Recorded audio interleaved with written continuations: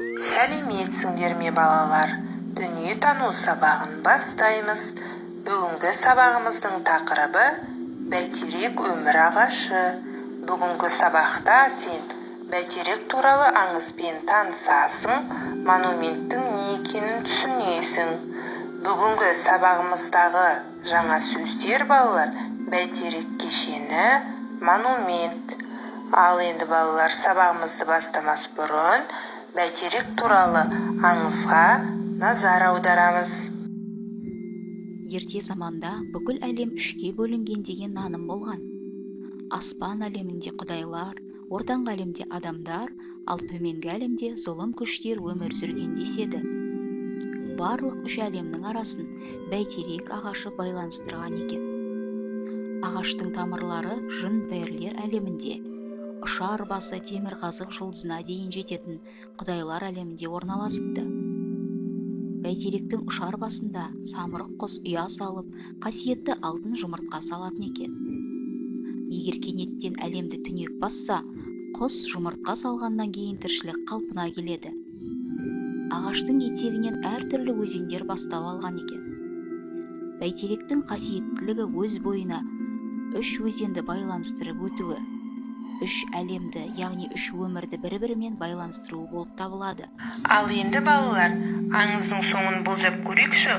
Бұл аңызды қалай түсіндіңдер? Нұрсұлтан қаласындағы монумент неліктен бәйтерек деп аталған екен? Кәнеки, ойланайық. Жарайсыздар балалар. Бұл аңызда, яғни бәйтерек туралы айтылған екен, балалар? Бәйтерек ежелгі таным бойынша тылсым қасиетке ие алып ағаш. Сұңқар құс оның ұшар биігіне таң ертеңмен алтын жұмыртқа салады екен. Бәйтерек үш дүниені, жер үсті, жер асты, аспан әлемін байланыстырған екен.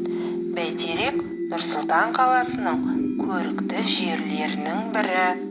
Ал монумент дегеніміз не? Монумент ежелгі ата-бабамыздың әлем туралы түсінігінің көрінісі. Ғимараттың авторы әйгілі ағылшын суреткері Норман Фолстер.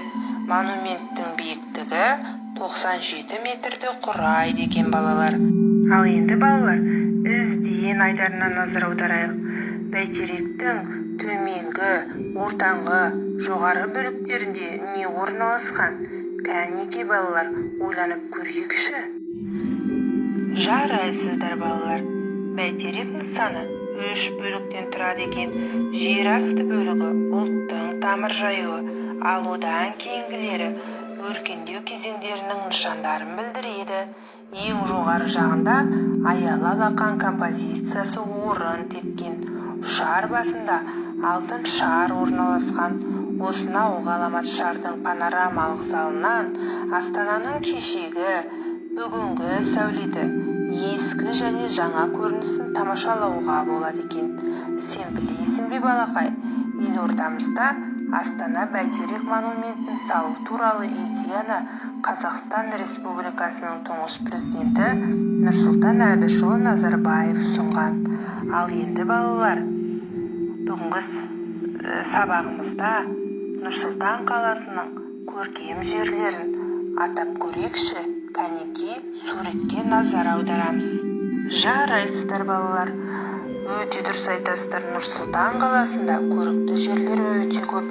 Суреттен сендер жылтыраған көкшіл сфера пішінді болашақ энергия мұражайы Нұр әлем Экспо 2017 көрмесінің мұрасын көріп тұрсыңдар. Сонымен қатар ғимарат ішінде жағажайы бар әлемдегі ең биік хан шатыр сауда және ойын-сауық орталығын көріп тұрсыңдар. Шатыр биіктігі 150 метрге дейін жетеді екен.